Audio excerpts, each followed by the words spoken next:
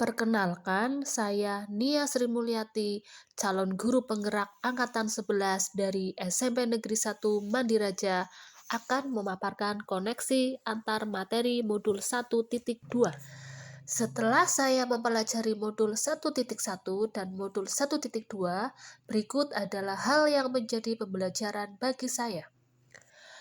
Momen yang paling menantang bagi saya dalam proses pembelajaran modul 1.1 hingga modul 1.2 adalah ketika saya memahami maksud dari filosofi Ki Hajar Dewantara bahwa murid terlahir dengan kodratnya masing-masing, sehingga guru hanya bisa menuntun tumbuhnya kekuatan.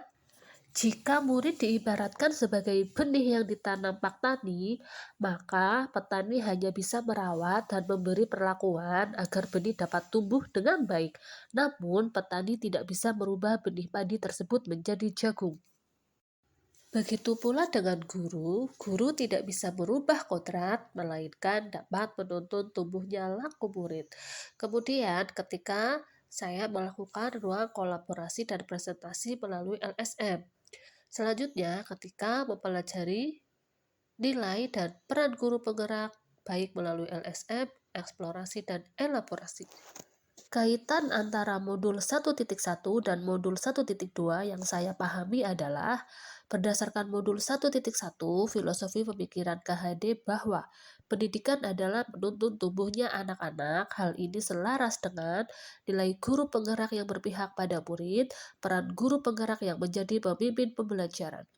Dengan kita berpihak kepada murid dan menjadi pemimpin pembelajaran, berarti kita telah menuntun tumbuhnya anak-anak untuk mencapai keselamatan dan kebahagiaan yang setinggi-tingginya. Perasaan saya saat momen itu terjadi merasa bagaikan mendapatkan cahaya di tengah kegelapan, yang mendapatkan ilmu dan pengetahuan yang baru, bahwa ternyata saya sebagai seorang guru masih perlu belajar lebih banyak tentang nilai dan peran guru.